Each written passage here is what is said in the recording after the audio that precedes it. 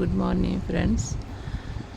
ఒక వయసులో కానీ ఏ వయసులో ఉన్న వారికైనా చెప్తున్నా ఫ్రెండ్స్, ఆడవాళ్ళకి మాకు పనులు ఎక్కువైపోతున్నాయి, మేము చెవి లేపుతున్నాము, మా వల్ల కాదు, లేదా పెళ్ళైన కొత్తలో అత్తవారు మాకు సాధిస్తున్నారు, మా వల్ల కాదు, మేము చేయలేపుతున్నాం ఎప్పుడు అనుకోకండి ఫ్రెండ్స్. ఇంకా మనకు ఒక ఆప్షన్ పని ఉన్నప్పుడు ఇల్లు తొడవడం కానీ, గిన్నెలు తోడడం కానీ, పూజ చేయడం కానీ, వంట చేయడం కానీ, ఏ పనైనా కావచ్చు, కాయగూరలు కోయిడ్స్ ఇవ్వడం కానీ, ఏ చిన్న చిన్న పనులైనా పెద్ద పెద్ద పనులైనా మీకు ఒప్పుకున్నంత వరకు చేసుకొని వెళ్ళిపోతుండండి. అంతేగాని ఇంకొకరి మీద నెట్టేయకండి ఆ పనిని. అంటే ఇప్పుడు ఎవరైనా ఇంట్లో ఉన్నారు, చెల్లో, అక్కో, అన్నో, తమ్ముడో, మరదలో, లేకపోతే అత్తో, వదినో, మన ఇంట్లో మనం ఎక్కడైతే ఉన్నామో అక్కడ వాళ్ళ మీద నెట్టేయకండి ఆ పని. వాళ్ళు చేస్తారని మళ్ళీ తప్పించుకోవడం. నాకు ఒంట్లో బాగాలేదని చాలామంది పడుకుని పోతుండడం పెళ్ళైన కొత్తలో. నేను పని చేయలేపుతాను నన్ను చెప్పరు డైరెక్ట్గా. నాకు నీరసంగా ఉంది, నాకు ఒంట్లో బాగాలేదు, నేను ఆడలేను, నాకు వల్ల కాదు, నేను ఎప్పుడు చేయలేదు, మా కన్నోరింట్లో నేనేం చేయలేదు, ఇటువంటివి స్టాకులు చూపించుకొని పని దొంగ అవ్వద్దు. ఎందుకంటే వయసులో ఉన్నప్పుడు పని దొంగ అయితే వయసు అయిపోయాక బెడ్ రెస్ట్ తీసుకోమంటాడు డాక్టర్.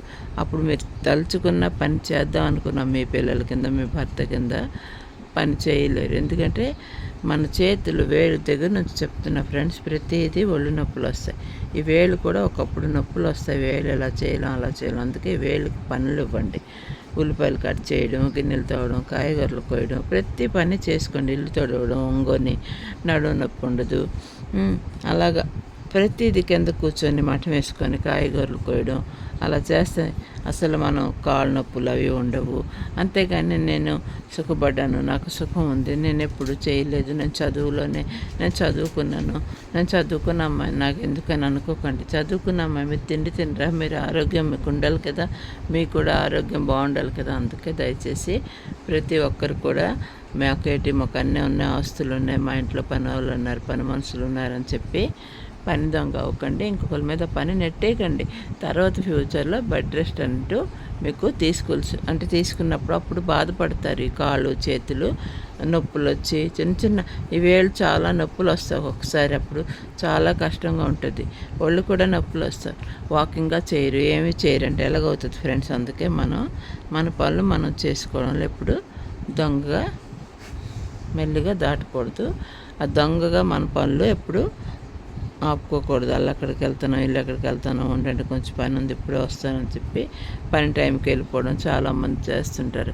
ఇప్పుడే పని ఉంది, మా ఆయన పిలుస్తున్నాడు, ఇప్పుడే పని ఉంది, ఫోన్ వచ్చింది, ఇప్పుడే పని ఉంది, ఏదో అల్లడికి వెళ్ళాలా, మార్కెట్కి వెళ్ళాలని చెప్పి తప్పించుకోకండి పని నుంచి.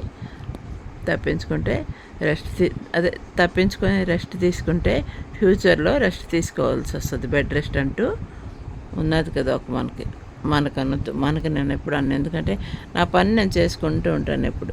అలాగని చిన్నప్పుడు చేయలేదు కాదు, పెళ్ళైన కొత్తలో చేశాను. నాకు వచ్చి చేసేదాన్ని, చాలా చేసేదాన్ని, నాకు వచ్చింది, నాకు తోచింది. నేను ఎప్పుడు పని దొంగ మాత్రం అవ్వలేదు. ఎదురుగా మాట్లాడేసి గొడవడుకొని ఇచ్చేస్తాను, కానీ పని దొంగ మాత్రం ఎప్పుడు అవ్వలేదు. అందుకే ఫ్రెండ్స్, ఎప్పుడు పనికి సాకులు చెప్తూ వీళ్ళ మీద వాళ్ళ మీద నెట్టేయకండి. బెడ్ రెస్ట్ అంటూ డాక్టర్ మళ్ళీ ఇచ్చేటప్పుడు చాలా కష్టంగా ఉంటుంది. అందుకే ఆ బెడ్ రెస్ట్ అనే మాట రాకూడదు.